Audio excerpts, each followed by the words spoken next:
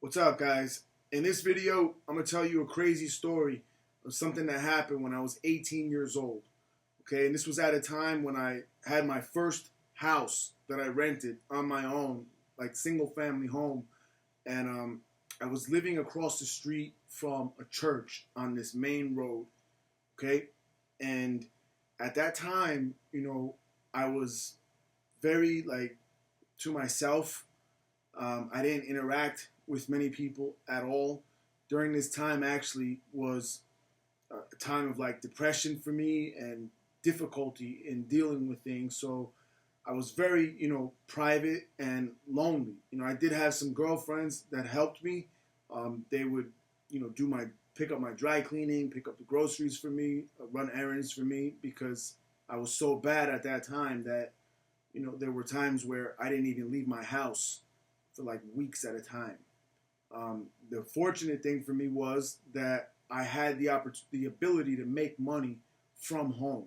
I was working as a diamond setter, and because I had the trust of multiple companies out of the diamond district in New York, they would give me the pieces for me to set the diamonds and allow me to do it at my own time and convenience in my house. And then I would just have someone come pick it up, and it would be done, and I would get paid. So that's how I was supporting myself. Right? So because of this, because I didn't really, leave the house, I would normally work at night. I'd sleep during the day and I'd work at night. So I didn't even really interact with anyone. I didn't see anyone. I never saw or met or spoke to any of the neighbors.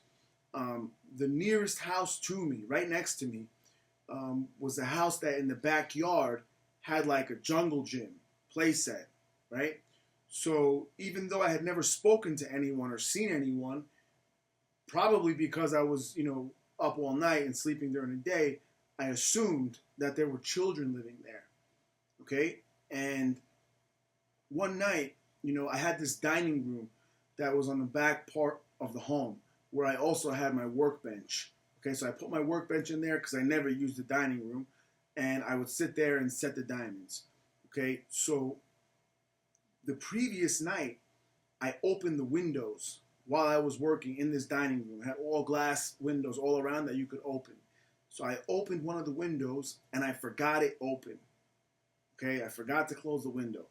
So on the evening of this incident that happened, I was actually passed out. It was probably 4 in the morning or something, and I was passed out. I had 2 small dogs at the time, right? My first pets ever were 2 pugs, a male and a female, that I had.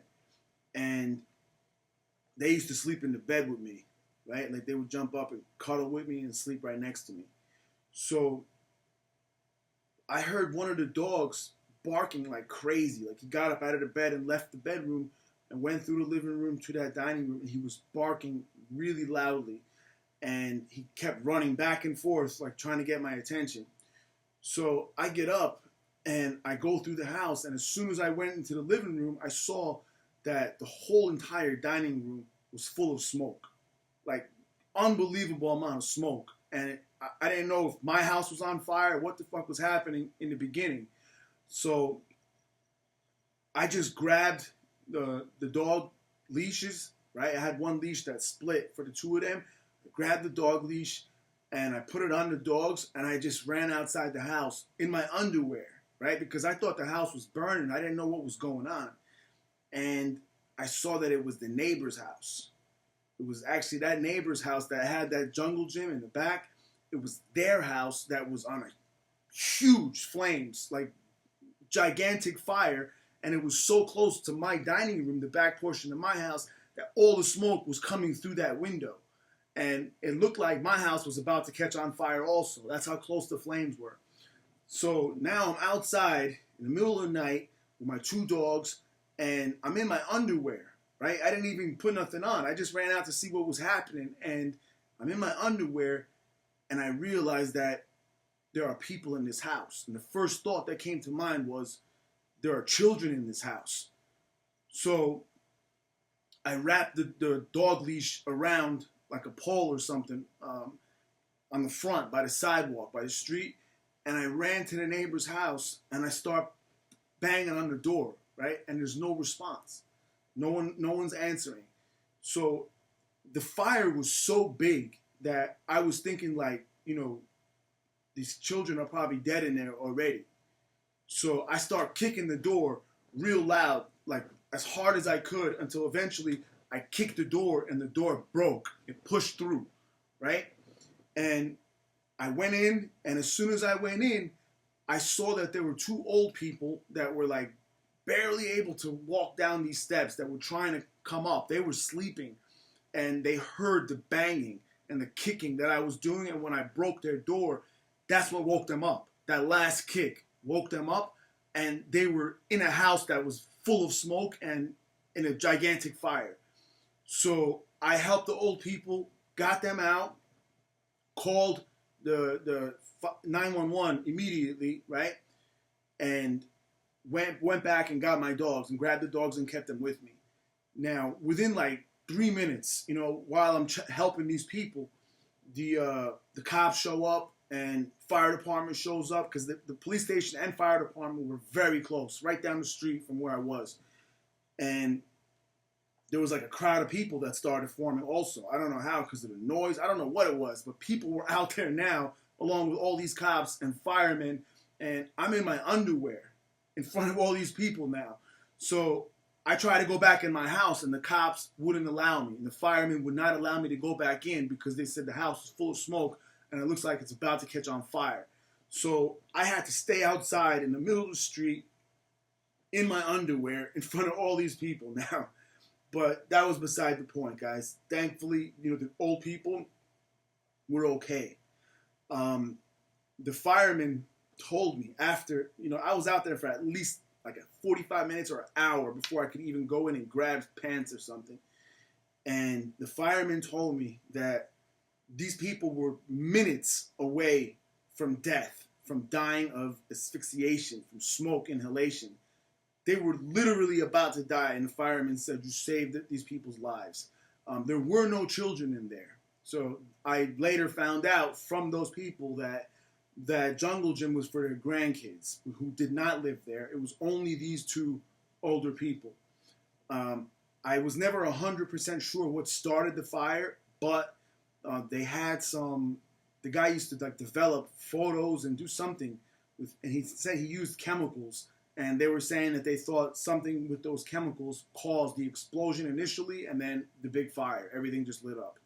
So, as you could imagine, the people, they thanked me so much. The gentleman, the older gentleman, it was a guy and his wife. He offered to give me money, right? He wanted to write me a check and give me money in thanks for helping them, and I refused it. I wouldn't accept their money. I was very happy to be able to help them as it was. They thanked me so many times and told me, if you ever need anything, the guy even told me if I could help you with anything, getting a better job or something. I have a lot of business contacts. Nothing ended up panning out from that because I was already working. But, also the church across the street gave me an award the following morning. They came to my house because I was right across the street from them. And they made up some award in thanks and appreciation for what I did for helping these old folks not burn to death. And so up until this point, right, aside from me being in my underwear in front of everybody, the story's a good one. It's a positive story. I was happy. Even though I was socially messed up at that time and depressed and psychologically off a little bit, I knew that this was a good thing that happened. So I felt good. My house ended up getting some damage on the outside from the fire, but aside from the smoke that filled the house, nothing ended up happening because the firemen put it all out. So, again, it's a good story till now. And where it turned bad was that same following day, right? So in the morning, the church people came and gave me this award. In the afternoon, I get a call from the police. And they're like, I knew the cops in this town already, and I had problems with them. I'd been arrested multiple times. We didn't like each other. They didn't like me. I didn't like them. Fine. This had nothing to do with me or the cops. This was about helping people from a fire. That's it. So the cops call me, and they say, "We need to talk to you." And I'm like, "About what?" They're like, "Well, we need to speak to you. You got to come down here." I was like, well, tell me what it's about. They said, no, you need to come down here. And I was like, man, I'm not coming down there for bullshit. Just tell me what the fuck it is. And they wouldn't tell me. So I hung up the phone on them. They sent a patrol car right over with 2 cops immediately. They came right, pulled up in front of the house, and I'm watching them from the window, came right up to the door, ring the doorbell, and I opened the door. I'm like, what's up? They said, you have to come down to the police station with us. Again, I'm trying to get them to tell me, what the fuck is this about? They're not telling me. Nothing. So I realized at that point I could keep fighting it, whatever, but it's not going to turn out well. Eventually, I'm going to have to find out what the fuck their problem is or their issue is with me. So I get dressed. I tell them, all right, I'll be down there in half an hour. I go to the police department, and I walk in, and I tell them, you know, someone called me and said they needed to talk to me. I waited a couple minutes, and then, you know, the sergeant comes out, and a couple others come out, and they put me in this little room, and all of them in there. And they start asking me questions about what happened the night before with the fire. So I was like, look, I already told you guys what happened last night. I was like, fuck, why are you asking me, making me repeat myself about this? And they said, well, we just want to, you know, make sure we got all the facts straight. And they kept asking me the same shit over and over again. And then I realized this is like an interrogation, the way they're treating me. You know, the tone in their voice was not a friendly one. So they were asking me questions about what I was doing before the fire started. Exactly. Where were you? What were you doing? How did you know that their neighbor's house was on fire? And then I realized what it was. And I was like, wait a second. Are you fucking really suggesting that I lit that fire? And the guy said, yes. That's exactly what we're suggesting. We believe that it was you who lit that fire. And I couldn't fucking believe this. I was in shock, and I got so angry. I said, I cannot believe this. This is the thanks I get. I fucking risked my life, man. Risked my life to save people I don't even fucking know. They thanked me. The old man wanted to give me a lot of money. The church came and thanked me, made an award for me. And you motherfuckers dragged me down here to accuse me of lighting the fire? Why the fuck would I light the fire and then go save the people? It made no sense.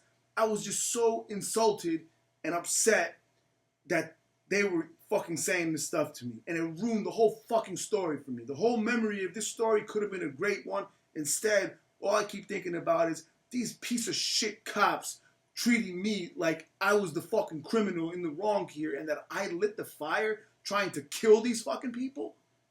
It fucked the whole thing up for me. So, of course, nothing happened as a result. I didn't catch no charges because I didn't do nothing. I told them basically, go fuck yourself. If you think I lit this fire, then charge me and arrest me. But I'm fucking out of here, man. Fuck that. I'm done talking. And don't ever fucking call me again. Don't ever fucking call me. And don't come to my house. Just leave me the fuck alone. Stay the fuck away from me. I don't want nothing to do with you guys. And that's it. So, that's the story. You know, it just goes to show that, you know, sometimes, even in doing a good thing, people could, you know, try to ruin it for you and try to bring you down and try to drag you down to, I don't know what the fuck their purpose was in this. But anyway, guys, that was the story. When all's said and done, I'm so thankful. And I do believe that God intervenes in my life in many ways and makes for certain things to happen. And in this case, it was that I opened that window that night before. Because I never opened windows like that. Never. So for whatever reason, I did it. And I forgot it open. The dog woke me up. And the people survived. And they were unharmed. And they lived. And they were thankful. And I'm glad that I was able to help in any way. I hope you guys enjoyed this story. I'll talk to you next time. Thanks.